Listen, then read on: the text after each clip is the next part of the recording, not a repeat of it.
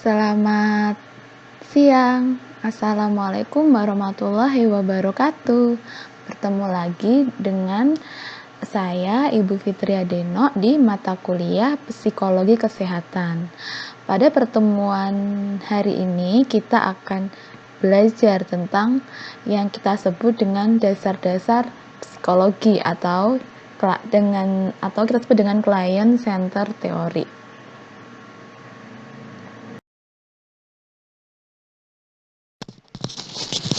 Nah, siapa sih sebenarnya pelopor dari si client center theory atau teori client center?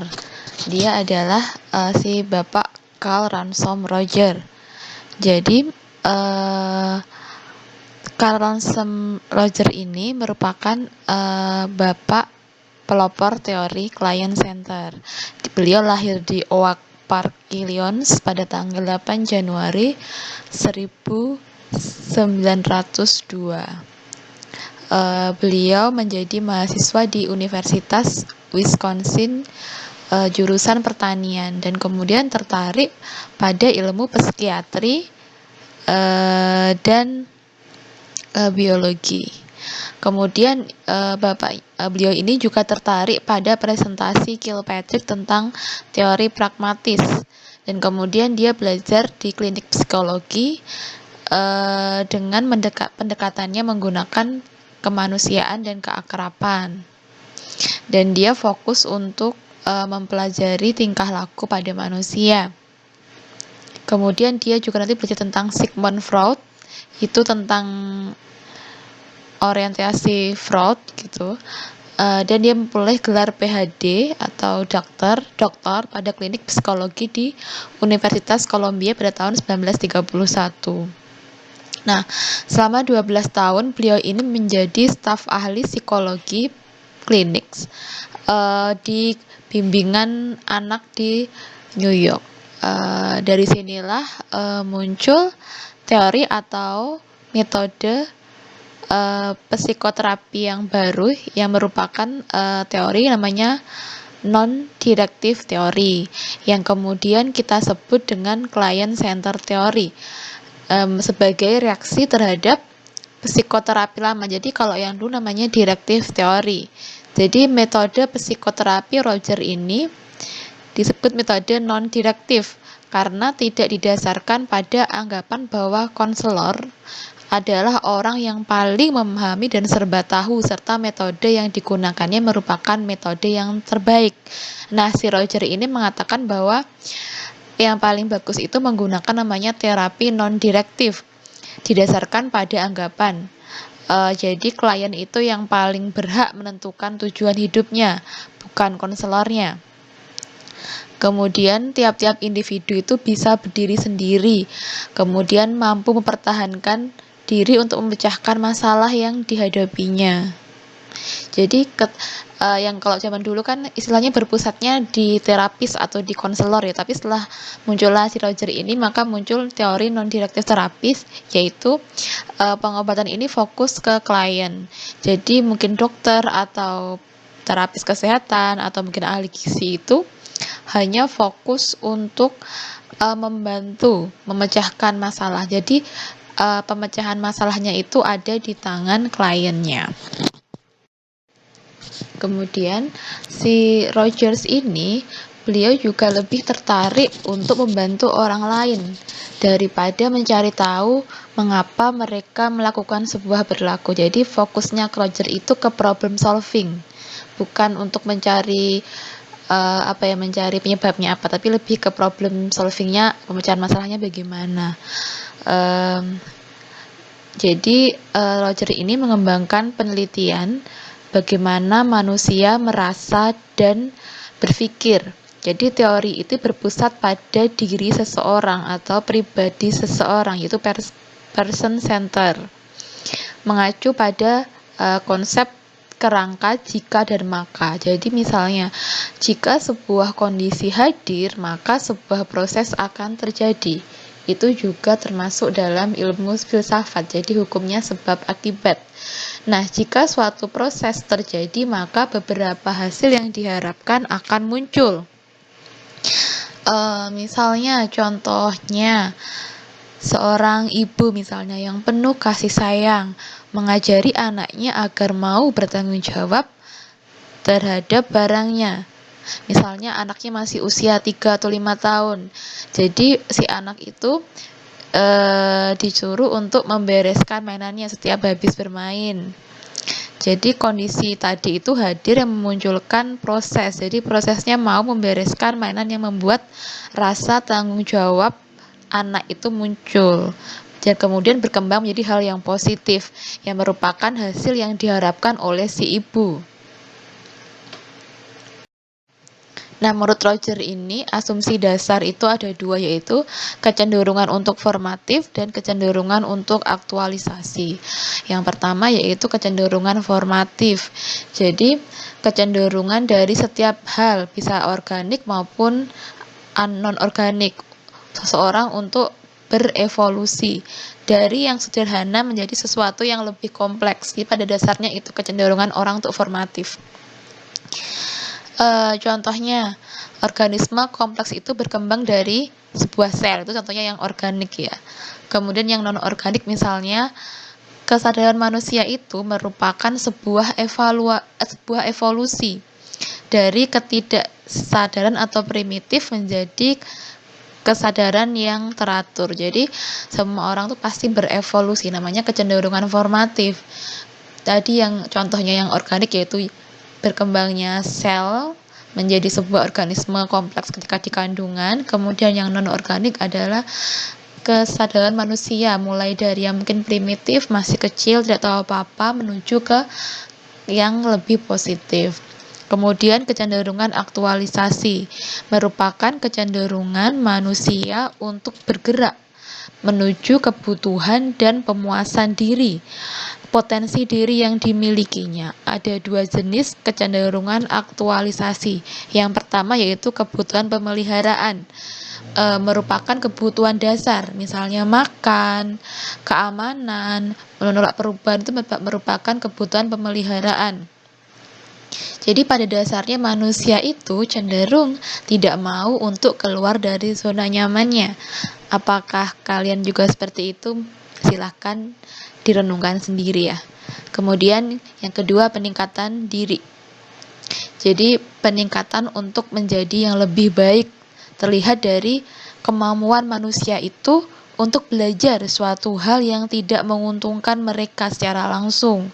Contohnya, bayi pada awalnya tidak bisa berdiri. Dia mulai peningkatan diri dengan cara apa? Dia mulai belajar merangkak, kemudian belajar berjalan.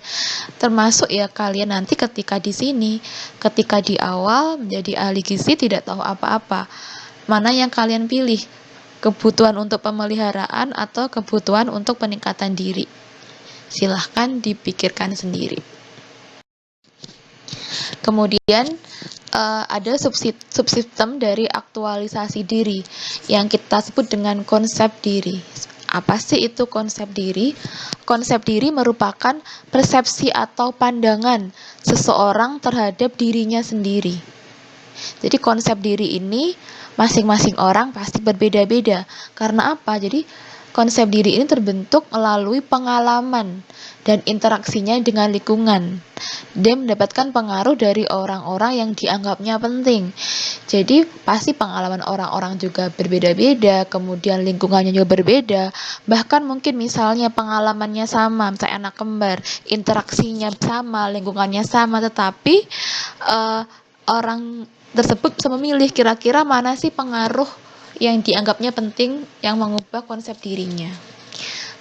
Atau kata lainnya, konsep diri merupakan kristalisasi dari pengalaman-pengalaman sebelumnya yang disaring melalui seperangkat sistem nilai dan diperkuat oleh emosi dan pemikiran yang menyertai pengalaman tersebut.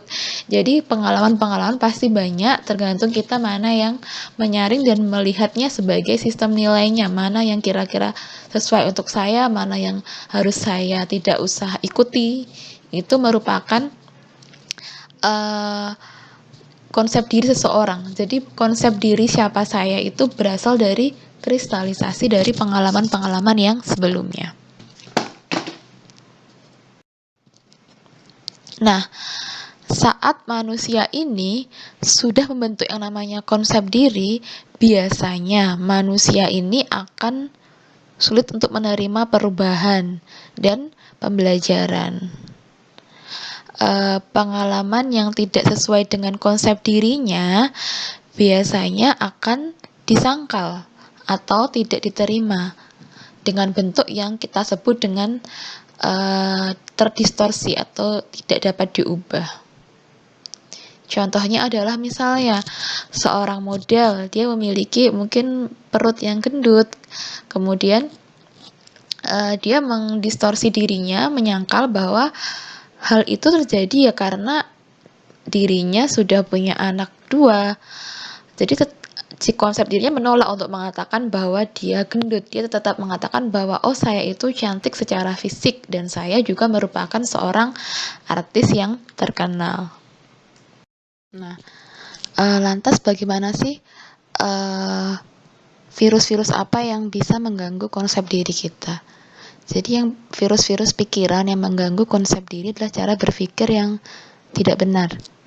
Karena dari awal asumsinya yang salah. Bisa murni karena cara berpikir kita yang memang tidak benar, dan juga bisa karena pengaruh orang lain atau lingkungannya. Anak yang dari kecil melihat orang tuanya marah-marah, bertengkar, kemudian suka memukul misalnya ayahnya, mencuri, mencopet dari kecil. Seperti itu lingkungannya, ketika dewasa dia tidak merasa kalau marah-marah, bertengkar, mencuri itu hal yang salah. Karena sejak awal dia sudah ada konsep dirinya, asumsinya sudah salah sejak awal gitu. Nah, bagaimana sih cara kita mengatasi virus pikiran yang mungkin mengganggu konsep diri kita? Jadi biasanya itu orang itu kan suka self-talk ya, berbicara kepada dirinya sendiri. Itu biasanya kebanyakannya hal-hal yang negatif, karena kecenderungannya manusia itu selalu mengingat hal-hal yang negatif dari pengalamannya. Biasanya jarang sekali orang yang mengingat hal-hal yang menyenangkan. Misalnya hal yang memalukan dari kecil itu masih diingat sampai sekarang. Jadi Anda gagal atau Anda sukses itu dirubah dari self-talk kita, cara berpikir atau cara berbicara ke diri kita sendiri. Jadi rubahlah self-talk yang biasanya negatif ini, rubah menjadi self-talk yang positif. Dengan cara yang pertama, tuliskan kisah-kisah pengalaman kesuksesan Anda dan renungkan. Jadi misalnya atau mungkin setiap hari bikin tulisan apa sih yang Tuhan berikan ke kalian pada setiap hari saya hari ini. Pertama saya bangun tidur dengan baik. Kedua misalnya saya sarapan makanan yang cukup. Ketiga saya tidur dengan cukup. Misalnya tulis itu. Mungkin bisa masuk pengalaman yang kalian sebut dengan self-talk positif. Kemudian yang kedua, simbol sukses. Jadi kalau cari role modelnya, siapa yang membuat kalian pikir itu sukses gitu. Kemudian visualisasi kreativitasnya yang bersifat multisensori. Jadi kalian harus bersifat kreatif. Kreatifnya dari semua sensori, mulai dari mungkin penglihatan, indera yang lainnya, itu semuanya harus kayak multisensori, semua dipakai gitu. Kemudian dengan cara namanya craft. Jadi CRAFT, cancel, replace, affirm, focus, dan train. Jadi cancel, batalkan yang kira-kira self-talk yang negatif. Kemudian replace, ganti dengan self-talk yang positif, dan afirmasi. Tegaskan kalau ya misalnya kayak saya gagal, oke, itu jalan saya menuju sukses gitu. Afirmasinya adalah oh gagal hari ini bisa kok saya perbaiki di semester berikutnya misalnya. Kemudian setelah itu fokus. Jadi perbaiki diri ke semester berikutnya. Berarti saya harus memusatkan perhatian saya kepada mata kuliah yang mungkin kemarin saya kurang. Kemudian dengan cara train atau latih diri kalian untuk bagaimana sih cara belajar yang benar.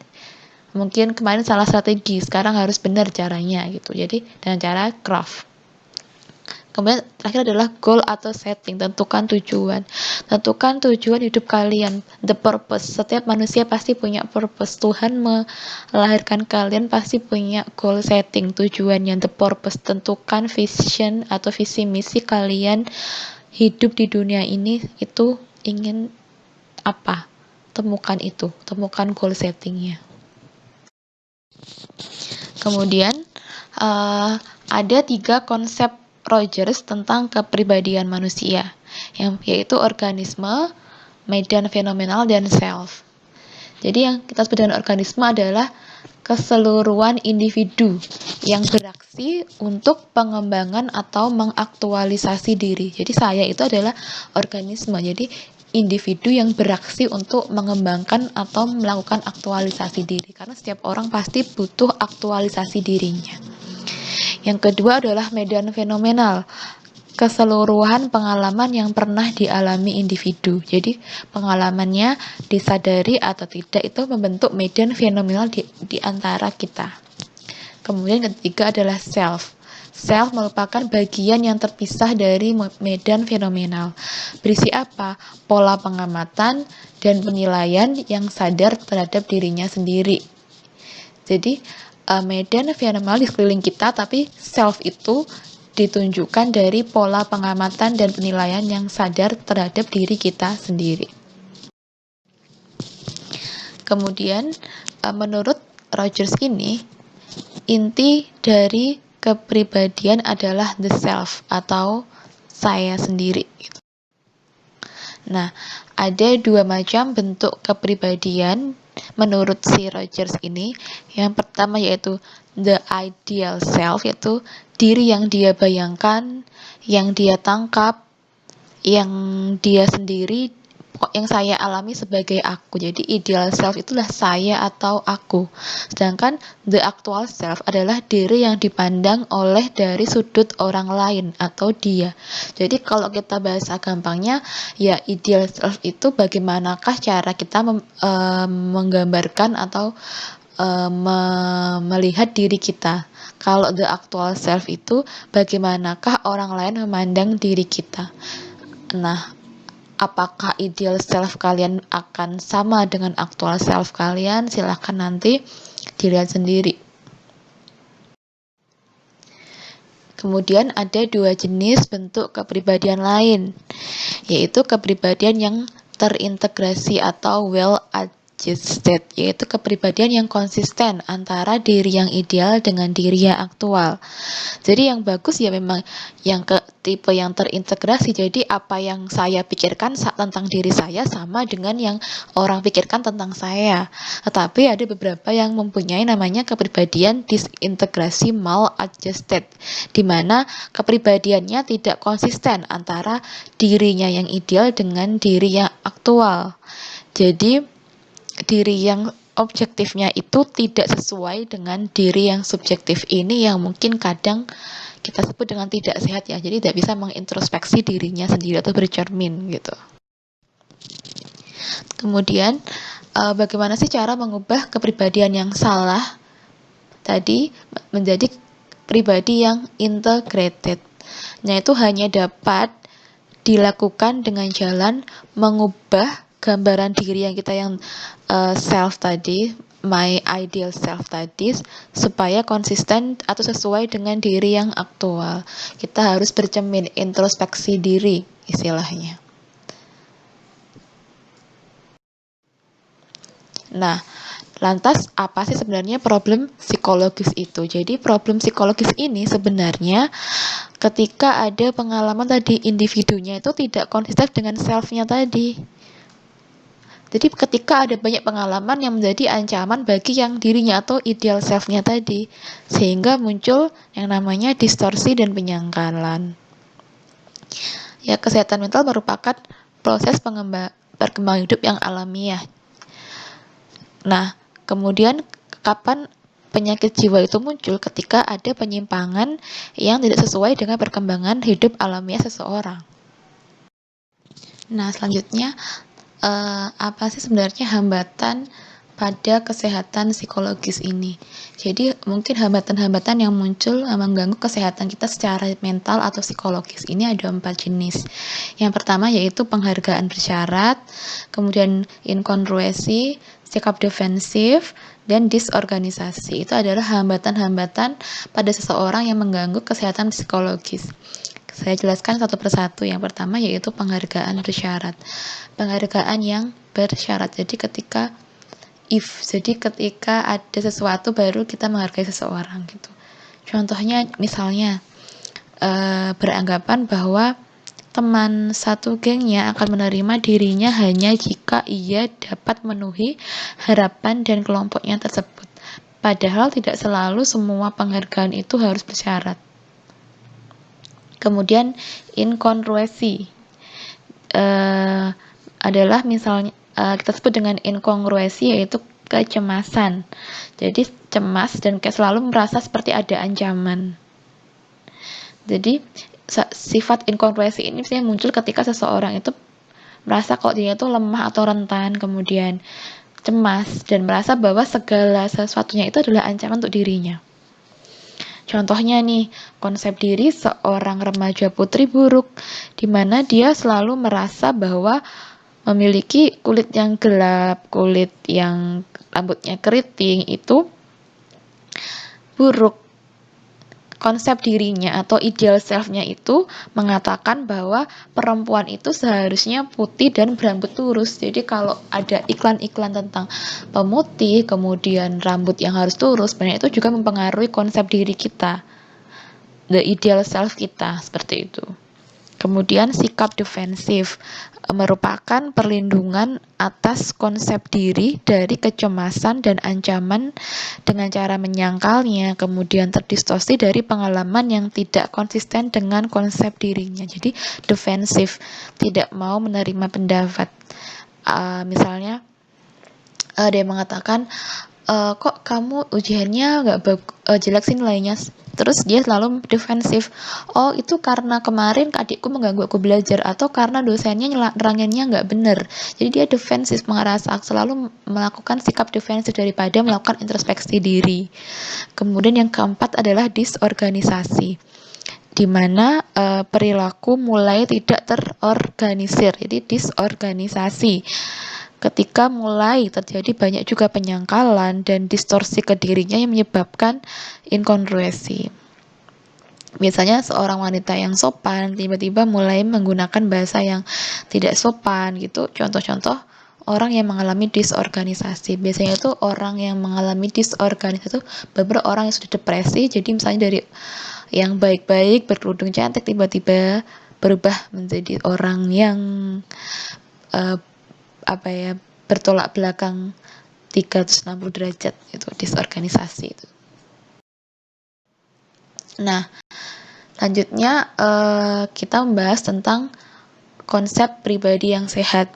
Jadi kita sudah berbicara tentang problem psikologis. Sekarang kita harus tahu sebenarnya apakah saya ini termasuk pribadi yang sehat atau bukan. Jadi ada 5 sifat khas orang yang berfungsi sepenuhnya atau full human being. Yang pertama yaitu keterbukaan terhadap pengalaman. Kemudian 2, kehidupan eksistensial. Kemudian yang ketiga, kepercayaan terhadap organisme, yaitu ke individu.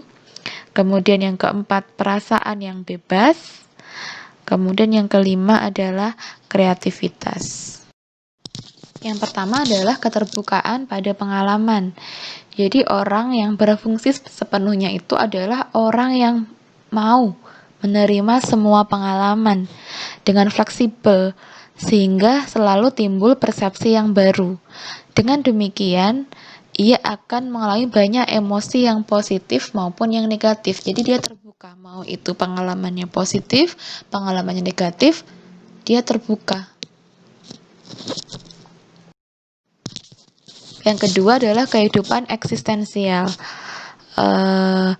Merupakan kualitas dari kehidupan di mana orang terbuka terhadap pengalamannya, sehingga orang itu selalu menemukan sesuatu yang baru dan selalu berubah dan cenderung menyesuaikan diri sebagai respon pengalaman selanjutnya. Jadi tadi yang pertama kan orangnya terbuka pada pengalaman.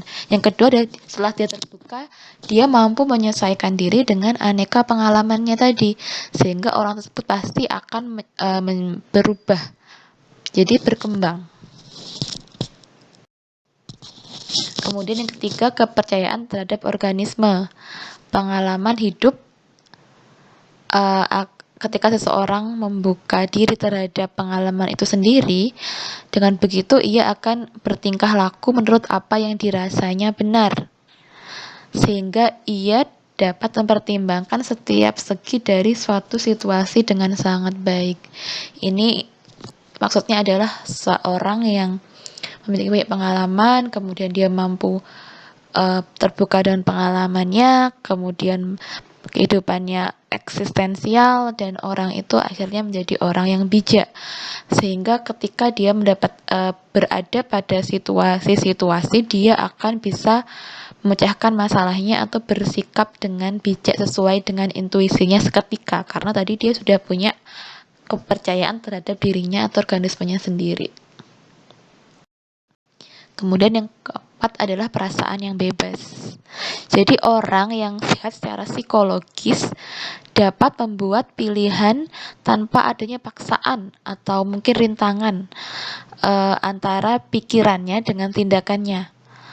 Orang yang bebas itu memiliki suatu perasaan berkuasa secara pribadi mengenai kehidupan dan percaya bahwa masa depan itu tergantung pada dirinya sendiri, tidak pada peristiwa di masa lampau, sehingga orang itu akan melihat sangat banyak pilihan dalam kehidupannya dan merasa mampu untuk melakukan apa saja yang ingin dilakukannya, karena there is nothing impossible di dunia ini.